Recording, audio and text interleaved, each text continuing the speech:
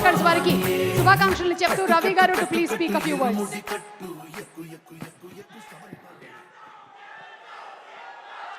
అందరికీ నమస్కారం అండి, గుడ్ ఈవినింగ్.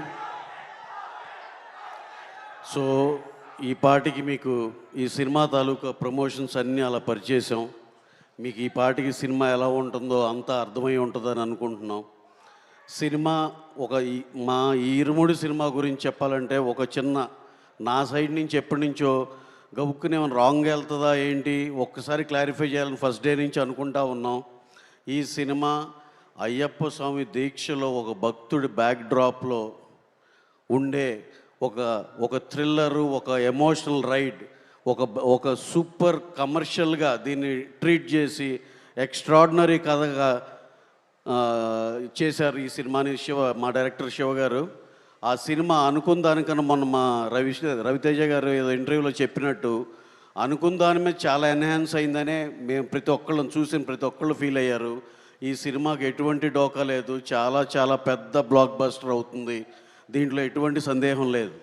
అలాగే ఈ సినిమాకి పనిచేసిన ప్రతి ఒక్కళ్ళని, ఆ పాప నక్షత్ర కానీ అసలు ఆ అమ్మాయి ఎనర్జీ ఏంటి నిజంగా ఎక్స్ట్రాడినరీ.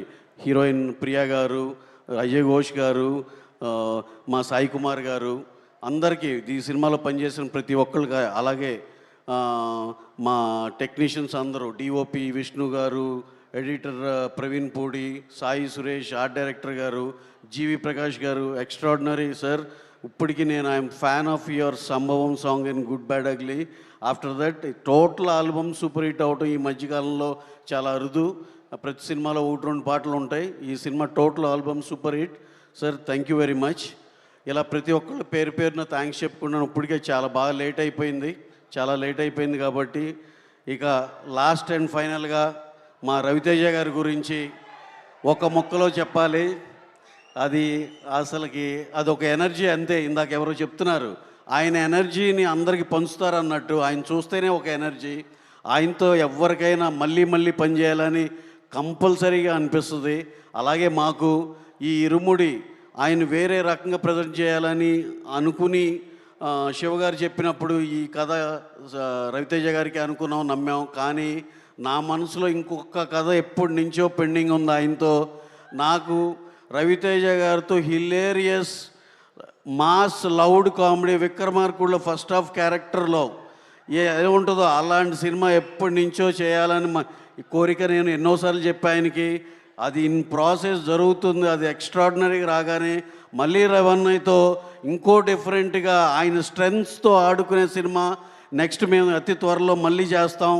ఈ లోపల మా అందరికీ, మా యూనిట్ మొత్తానికి మీరందరూ ఒక మెమరబుల్ గిఫ్ట్ ఇవ్వాలి, ఆడియన్సెస్ అందరూ. అలాగే మా మీడియా మిత్రులందరికీ సార్, మా సాయి శక్తులు ఒక మంచి సినిమాని చాలా దూరం తీసుకెళ్ళాం.